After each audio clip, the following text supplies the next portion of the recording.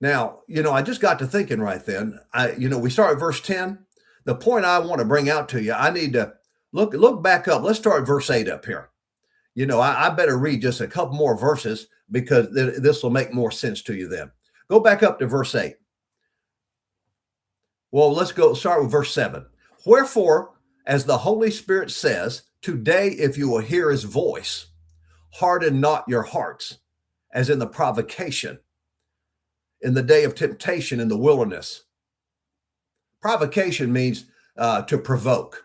See, when Israel disobeyed God, it would not obey his commandments. They were provoking God. They were tempting him, testing him, almost to say, hey, God, you're not going to do anything about this. We can disobey your commandments and we'll be fine. Well, they weren't fine, were they?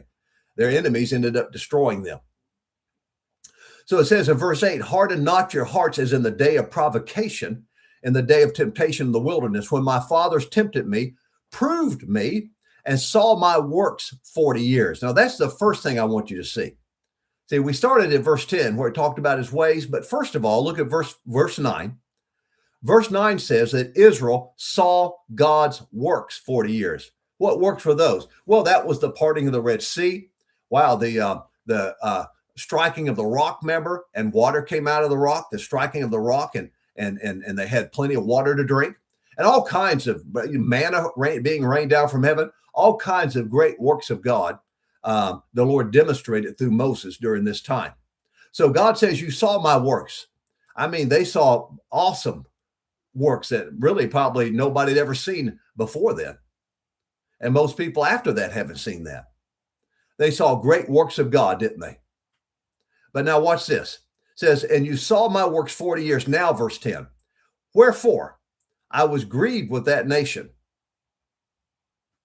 See, they saw God's great mighty works, but God was still grieved with that nation. And here's why. They do always err in their heart, and they have not known my ways. So see, that's why now it flows better. See, God was telling Israel, you saw all my mighty works for years. You saw great, spectacular signs and wonders and miracles from heaven, from God. But God said, I was still grieved with you because you didn't know my ways. See, more importantly than seeing God's works, yeah, we definitely want to see his works. But more importantly than seeing God's works is to know his ways, to know